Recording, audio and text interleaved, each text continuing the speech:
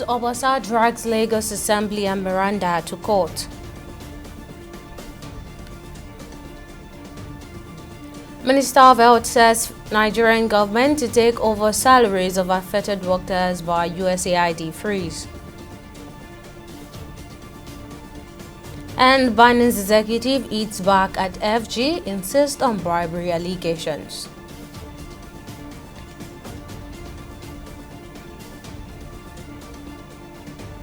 Many thanks for joining us on the news on TV360 Nigeria. I'm Tamilore Akinkunle.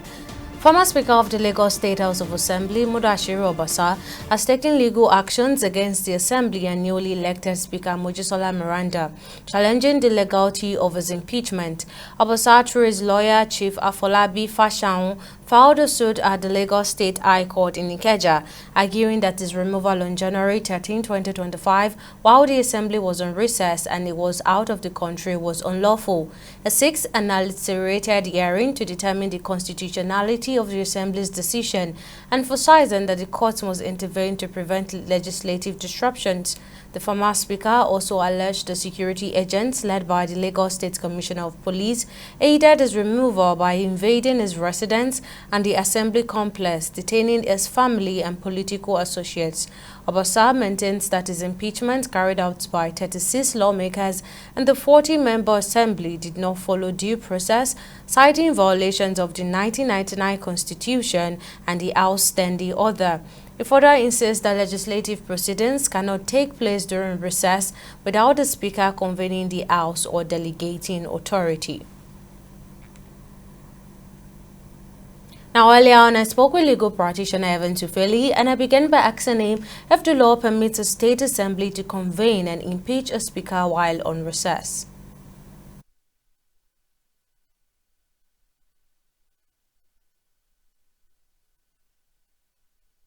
Well, the law is silent about that. The law only talks about removal for the Speaker of the State House of Assembly. And the law expressly states that, through two-thirds majority of votes in the floor, of the House. Do you understand? In the floor of the House. Okay, Obasa technically have a case because the law said two-thirds majority in the floor of the House, So what that could technically mean is that they should be in session when they should commence impeachment proceedings. That's my own interpretation. No, the court is still going to interpret it. Okay, the matter has just been filed. I don't want to comment. So, technically speaking, what I think the law is posing, or the intention of the lawmaker, is that at the point of impeachment, because for you to get to third majority of the members of the House, that presupposes that there should be during session, okay, when they are in session, not when they are on recess. However, the law also did not say that the Speaker must be informed, okay, of his impeachment. If that of governor and deputy governor, that's when notice is required. Okay, notice is required. But for that of the Speaker of the State House of Assembly, notice is not required. What is required is two-thirds majority of members of the House. Once they agree on it, then the Speaker stands impeached or removed. All right, well, what are now the legal grounds for challenging an impeachment in the Legislative House? Yeah, if in the estimation of the plaintiff, or that's the Speaker now, he feels he was wrongly or illegally removed, the only place he can go to, he cannot take laws into his hand. He has to go to court to, vent his grievances and ask for redress. So the court of law is the only place that have that authority to, effect a redress on the issue under reference. Because now he's saying that he was illegally removed. One, he was not present, even though the law now have explained that. And not that. He also made some allegations of policemen taking over the assembly complex and people being made to, removing surreptitiously the way they did, and his absence and all that. You see, the court will interpret the intention of the lawmakers. Whether in drafting that section of the Constitution, whether truly their intention is that the Speaker can only be impeached while he's present, or that, for you to impeach a Speaker, you must do that when the Assembly is in session and not when they're on recess. All right. Lastly, before I let you go, now, what are the possible outcomes if the court rules in favor of Obasa? Yeah, if the court reinstates him, why not? I mean, he will go back as the Speaker of the House. Okay, if the court reinstates him, and he has also asked for an order of expedited hearing, and an order that the time that should be given to the defendant to file their response should be expedited.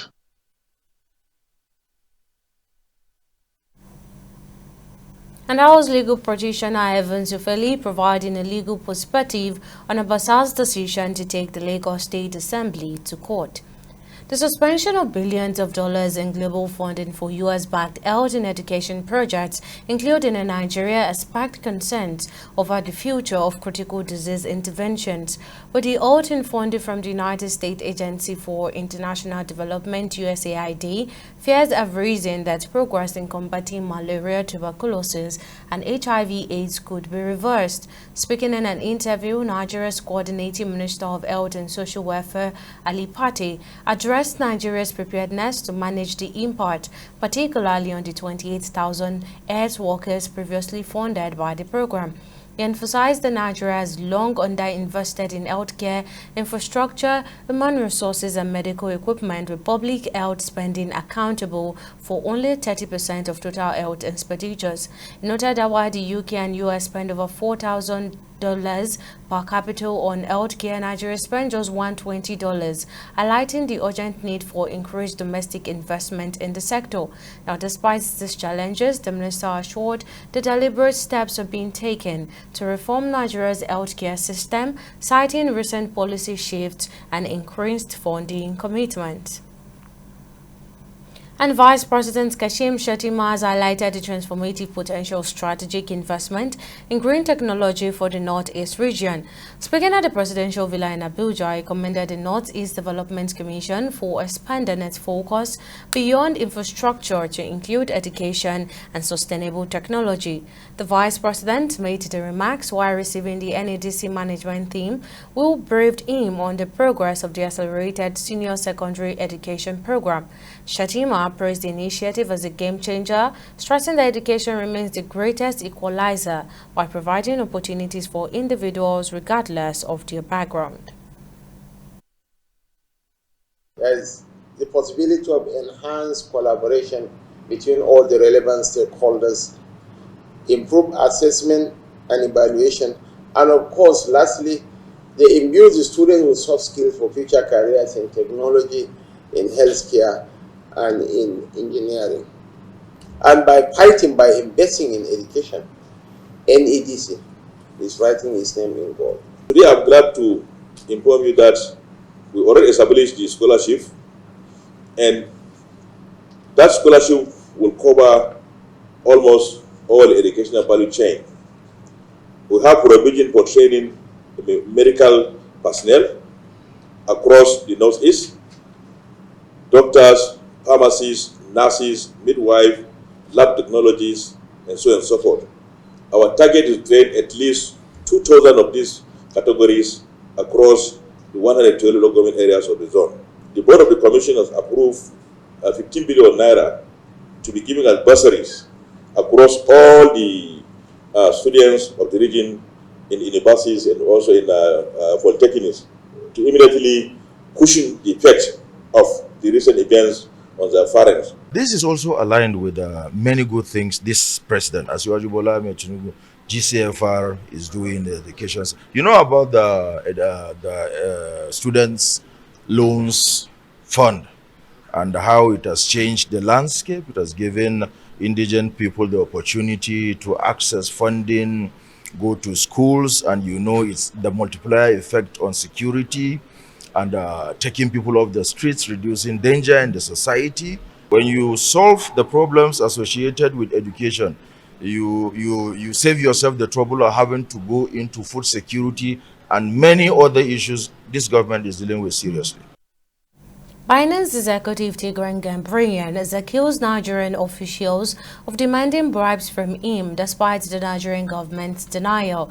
Gambaryan, who served as Binance's head of financial crime compliance, was detained in Nigeria between February and October 2024 as part of an investigation into alleged money laundering and economic destabilization linked to the cryptocurrency exchange.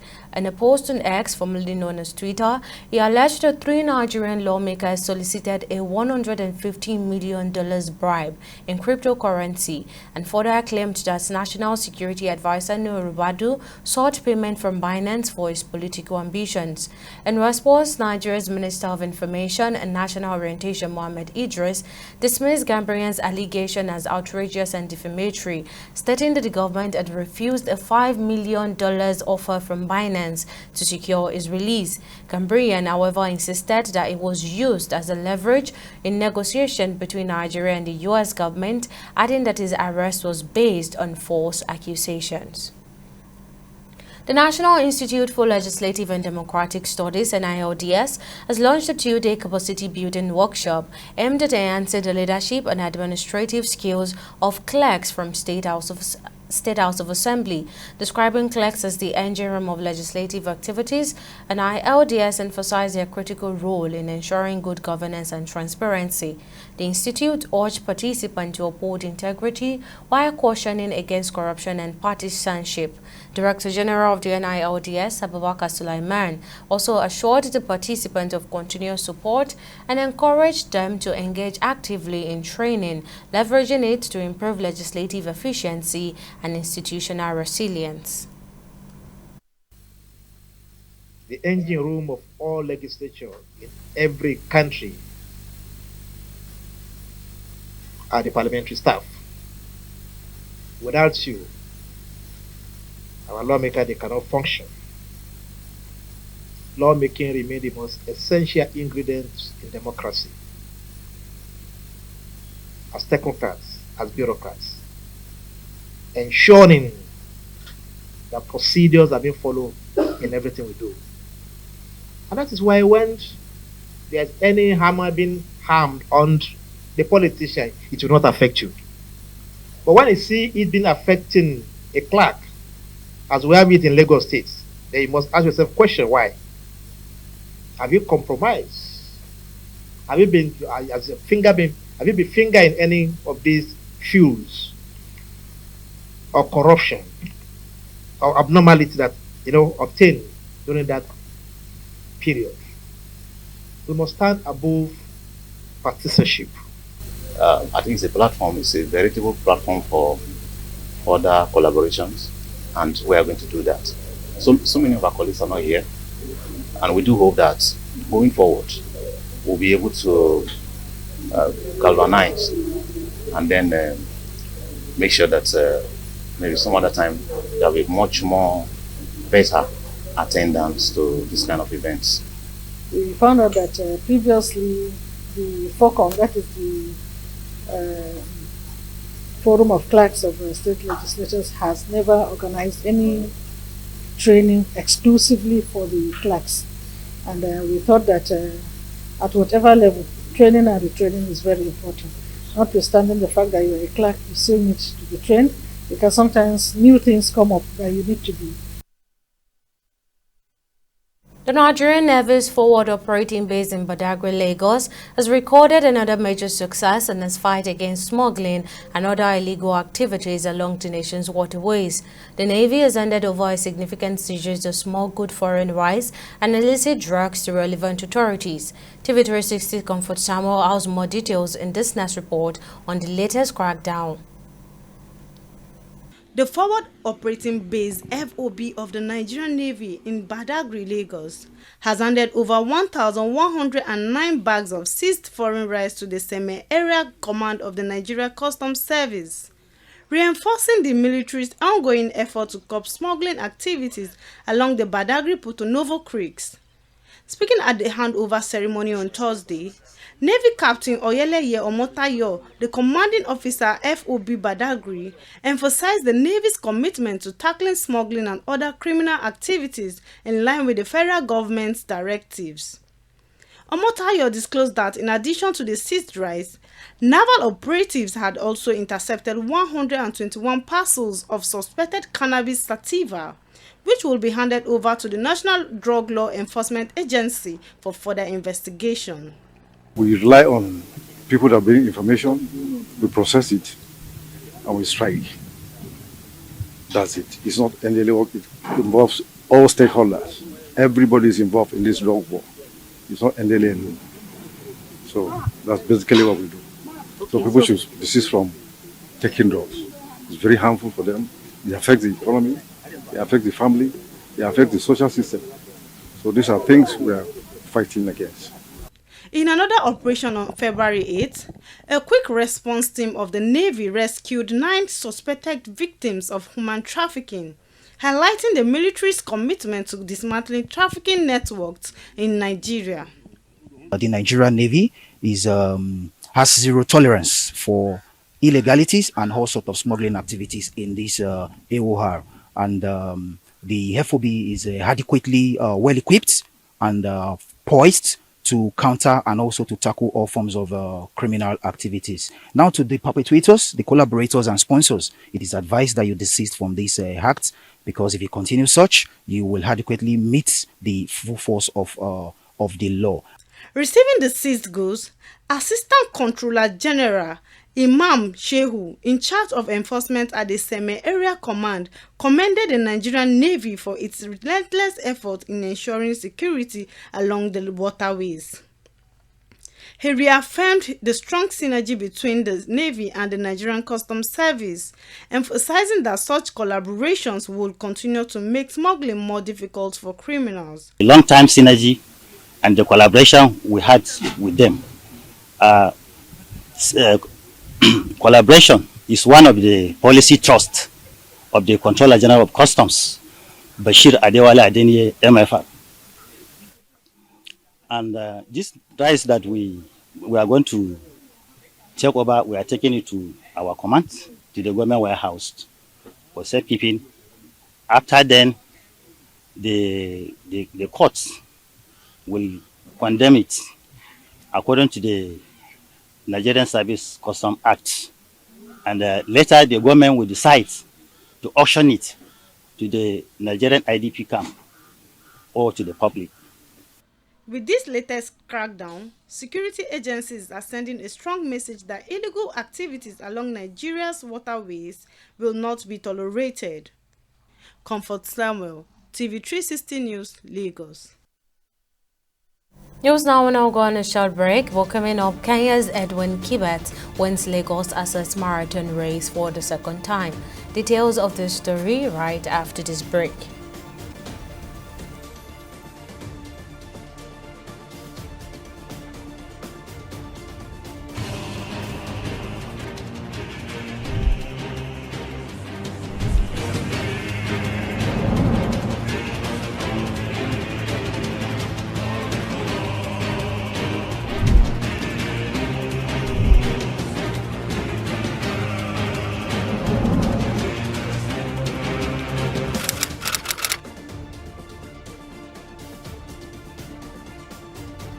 Welcome back. Now let's give you a quick recap of our headline stories.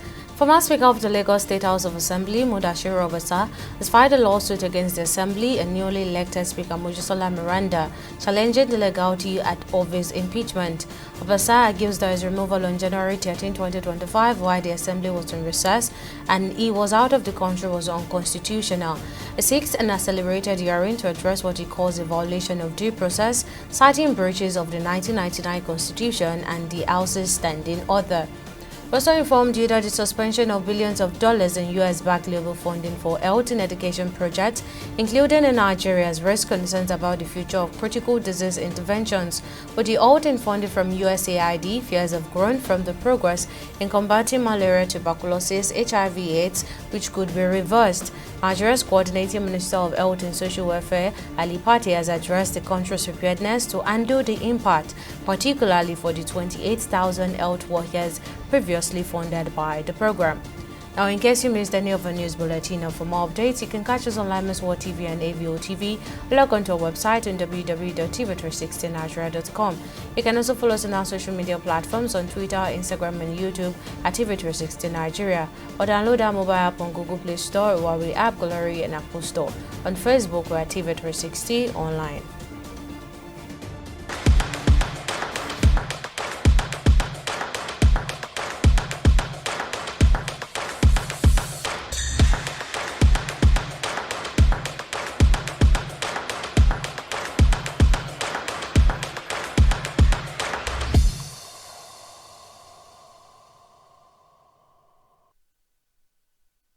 And on business, the Nigerian National Petroleum Company Limited, NNPCL, has denied claims that it sells substandard petrol with a high burn rate. In a statement on Saturday by spokesperson Olufemi Shonaye, the NNPCL said it was reacting to a viral video claiming that its petrol does not last long in full tanks. According to the video, the man poured the fuel in separate power generators, and the one running on NNPC4 stopped after 17 minutes, while the Dangote petrol lasted until 33 minutes. But the NNPCL said the petrol purchased from its filling station was from the Dangote refinery. The company emphasized that its fuel is carefully formulated with one of the best compositions, ensuring optimal efficiency, durability, and environmental sustainability for customers.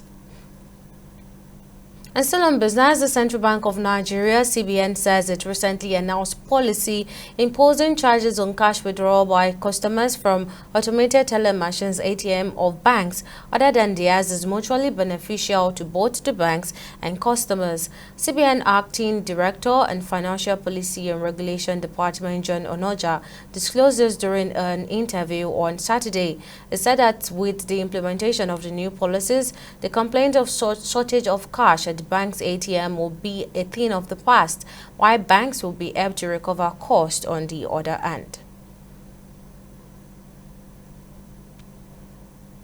And on the global scene, OpenAI's board chairman has unanimously rejected an Elon Musk-led offer to buy the Alt artificial intelligence company for $97.4 billion. Chairman of the board, Brent Taylor, disclosed this in a statement posted by the company on Musk's owned X, formerly Twitter, on Friday. Musk filed court documents on Wednesday saying that it would withdraw the offer to buy OpenAI if its board returns the artificial intelligence pioneer to a non-profit charity model.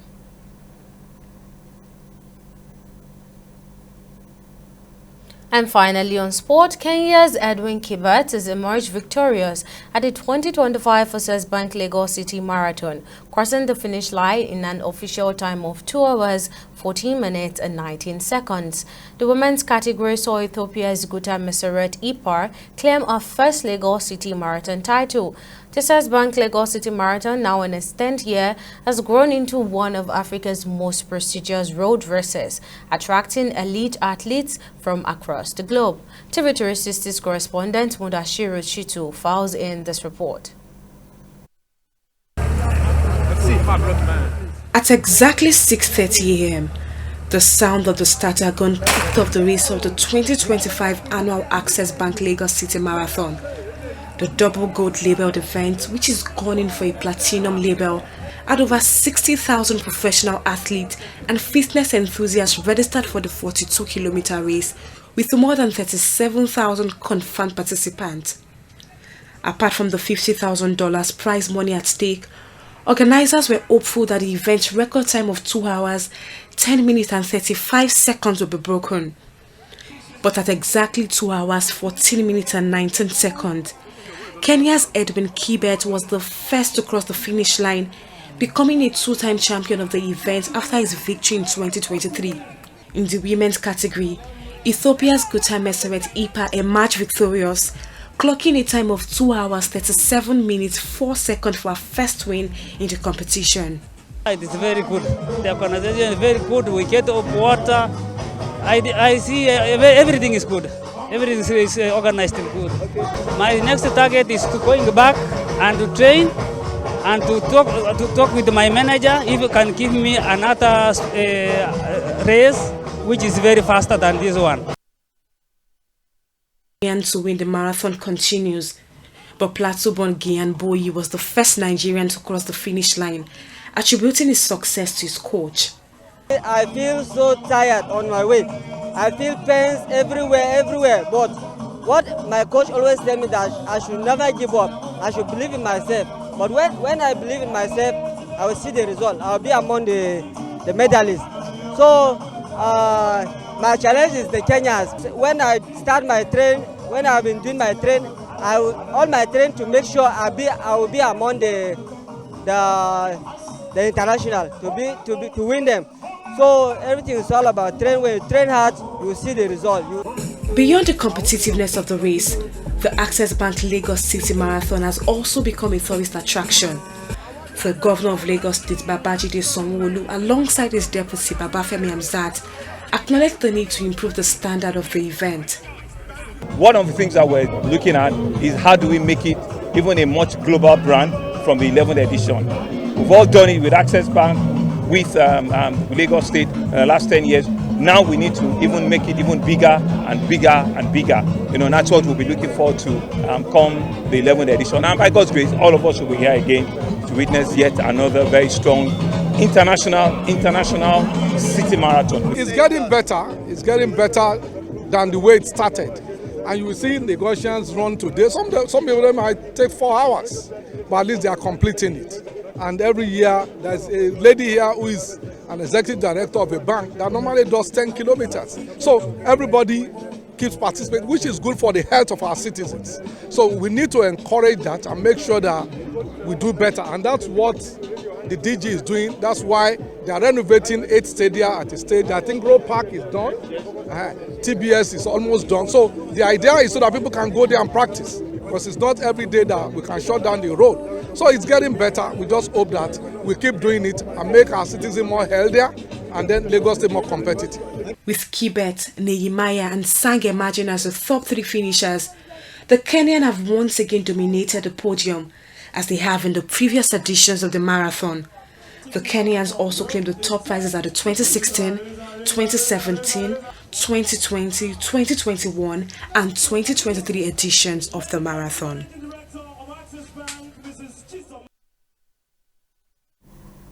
And Jannik Sinner has accepted a 3-month ban from tennis after the world #1 admitted team mistakes led him twice testing positive for traces of banned substances in March last year. The February 9 to May 4 suspension means Sinner will be free to play in the French Open, the second Grand Slam of the season, which begins on May 25 at Roland Garros. Australian Open champion Sinner has already said that the substance entered a system when a psychotherapist used a spray containing it to treat a cut, then provided massage and sports therapy. And that wraps up our bulletin on news now. Many thanks for watching. See you again next time.